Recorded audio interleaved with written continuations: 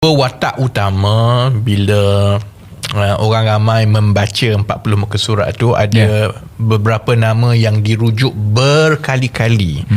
Seorang ialah Datuk Abu Hanifah sendiri, yang sekarang ini ialah pengerusi eksekutif dan juga CEO NextG.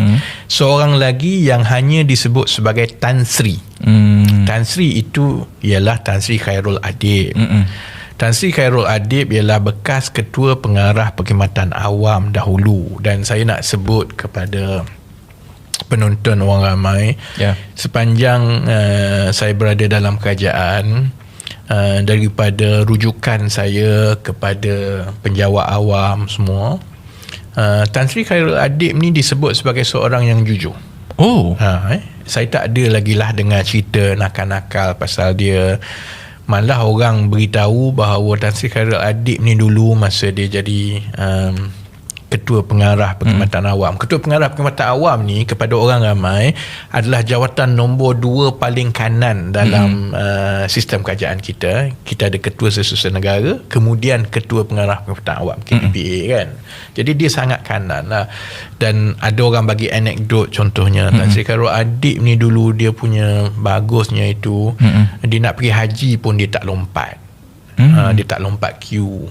Dia tunggu giliran dia kan. Jadi gambaran ni, saya tak kenal Tan Sri Khairul Adib dan gambaran yang saya dengar pasal dia ialah dia okey lah kan. Tapi nama dia itu Tan Sri itu ialah Tan Sri Khairul Adib. Dan satu nama syarikat yang keluar berkali-kali dalam dokumen itu, dalam perjanjian, ialah Sky Limit. Sky Limit itu ialah syarikat yang dipunyai oleh Tan Sri Khairul Adib. Kalau orang ramai pergi Google Tan Sri Khairul Adib, NextG, Datasonic, orang ramai akan dapat lihat bahawa pada satu ketika, saya ingat tak ingat lah 2024 ke 2025 kan, Tan Sri Khairul Adib menjadi pemegang saham utama di dalam NextG bersama-sama dengan Datuk Abu Hanifah. Dan saya ingat pada satu ketika dia juga adalah pengerusi kepada NextG kan. Jadi nama ini keluar berkali-kali lah kan. Jadi Victor Chin telah pun jalankan seperti perancangan lah, saham dikumpul semua lah kan. Dan kalau orang tanya lah Tan Sri Khairul Adib macam mana bekas pegawai tinggi kerajaan ada duit sampai puluh-puluh juta di saham semua ni, itu juga saya ingat yang itu peranan Victor Chin lah.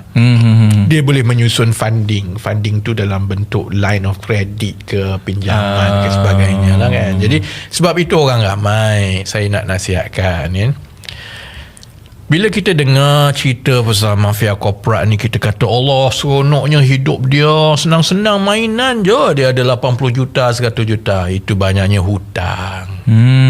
Jadi bila kita balik beraya, duduk di kampung dengan hidup kita yang walaupun tak nampak kaya, rumah panas musim panas ni, tapi biarlah hidup kita ni aman.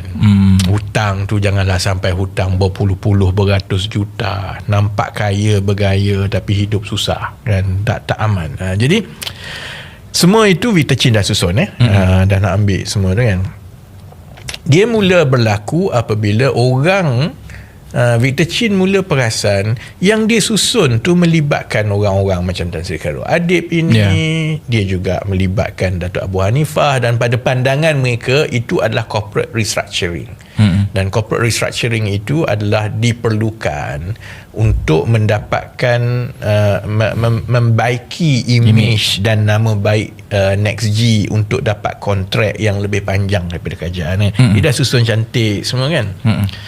Tapi bila masa nak transfer tu, dia ada arm twisting. So Tan Sri Khairul Adib diugut untuk direman. Ini bekas pegawai Ketua Pengarah KPPA ni lah. Kan, apa namanya, diugut untuk direman, Datuk Abu Hanifah semua ni kan. Jadi masa itu saya ingat Victor Chin dan mereka yang lain ni yang terlibat ni dah rasa sudah, ini ada plan lain lah. Jadi sebab itu mereka fikir untuk menenangkan kumpulan berkepentingan yang mana orang tengah ni ialah bukan orang tengah sebenarnya. Mr. R ni bukan orang tengah pun, dia adalah macai macai kepada Farhaj.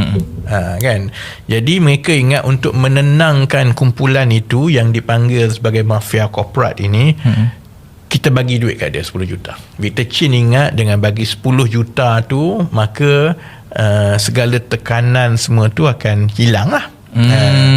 Tapi macam mana nak bagi 10 juta tu untuk menyelesaikan dan Kautim semua ni kan, dia kena carilah, sebab Farhaj tu dah jadi dan mafia korporat itu dah jadi orang lawan dia kan. Dah tak boleh nak berbincang ni, dia duk communicate dengan Mr. R ni tak nampak jalan keluar ni kan. Akaun kena beku semua kan.